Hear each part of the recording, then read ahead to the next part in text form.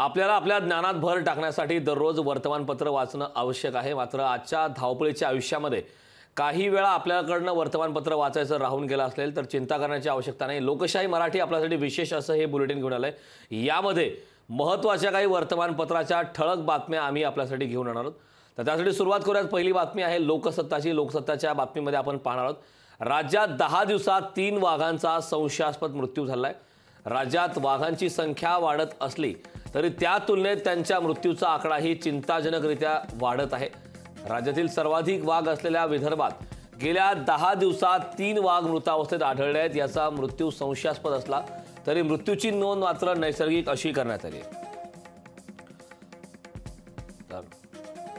राज्यात 10 दिवसात 3 वाघांचा संशयास्पद मृत्यू झाल्याची माहिती आता समोर येते।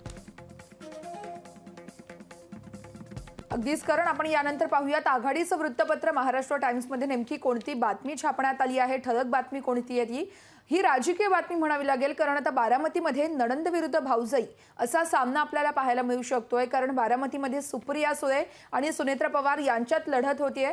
राष्ट्रवादी काँग्रेस शरदचंद्र पवार पक्षाकडून यावेळेस उमेदवारांची पहिली यादी जाहीर करण्यात आली आहे। तर पक्षातर्फे बारामती मतदारसंघात सुप्रिया सुळे यांना पुन्हा एकदा उमेदवारी देण्यात आली आहे। तर आता आपण पाहतोय शिरूर मतदारसंघातून डॉक्टर अमोल कोल्हेंना पुन्हा एकदा निवडणूक लढवण्यासाठी उमेदवारी देण्यात आली आहे। तर अजित पवार यांच्या पक्षातून शरद पवार यांच्या पक्षात नुकतेच दाखल झालेले निलेश लंके यांना देखील अहमदनगर मतदारसंघातून उमेदवारी जाहीर करण्यात आली आहे। शुक्रवारी पक्षप्रवेश झालेले आर्वीचे माजी आमदार अमर काळे यांना यावेळेस दिंडोरी मतदारसंघातून उमेदवारी देण्यात आली आहे। तर भास्कर भगरे यांना देखील यावेळेस उमेदवारी देण्यात आल्याचं कळतंय। त्यामुळे आता यानंतर आणखी कोणाच्या नावांची यादी जाहीर होते का, नेमकी किती नावं जाहीर होत आहेत, नेमका कोणाचा नंबर लागतोय याकडे सर्वांच्याच नजरा लागून आहेत। करण नक्कीच वर्ष अतिशय इंटरेस्टिंग अशा लढती आहेत ज्यामध्ये बारामती मतदारसंघ ज्या मतदारसंघाकडे अवघ्या राज्याचं लक्ष असतं। वळूयात पुढील बातमीकडे। गुजरात समाचार मधील ही महत्त्वाची बातमी आहे। तर या संदर्भात बातमी पाहूयात आता। महाराष्ट्र तापलाय। सोलापुरात 42.5 अंश सेल्सिअस इतक्या तापमानाची नोंद झाली। आज महाराष्ट्रातील 10 शहरांमध्ये कमाल तापमान 40 ते 42 अंश सेल्सिअस असल्याची माहिती हवामान खात्याने दिली होती।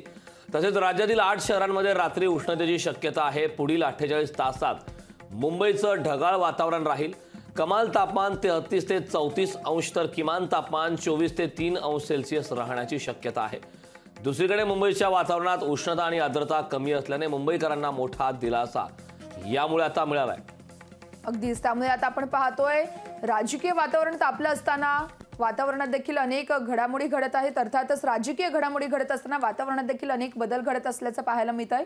वळूयात पुढच्या बातमीकडे। टाइम्स ऑफ इंडिया या वृत्तपत्रात नेमकी कोणती बातमी देण्यात आली आहे, नेमकी कोणती ठळक बातमी आहे ती आपण पाहूयात। मद्य धोरण प्रकरणात आणखी एका मंत्र्याची चौकशी होणार आहे। याच संदर्भामध्ये ही बातमी म्हणावी लागेल, कारण दिल्लीतील कथित मद्य धोरण प्रकरणी दिल्लीचे मुख्यमंत्री अरविंद केजरीवाल यांचा ईडीचा रिमांड 1 एप्रिलला संपण्याच्या आता 2 दिवसाआधीच एजन्सीनं शनिवारी वाहतूक मंत्री कैलाश गहलोत यांची चौकशी केली आहे। तर माजी उपमुख्यमंत्री मनीष सिसोदिया आणि माजी आरोग्यमंत्री सत्येंद्र जैन यांच्यासह गहलोत यांचा उत्पादन शुल्क धोरणात बदल घडवून आणण्यात सहभाग असल्याचं ईडीचं म्हणणं आहे आणि त्याच अनुषंगाने आता त्यांची चौकशी केली जाणार आहे।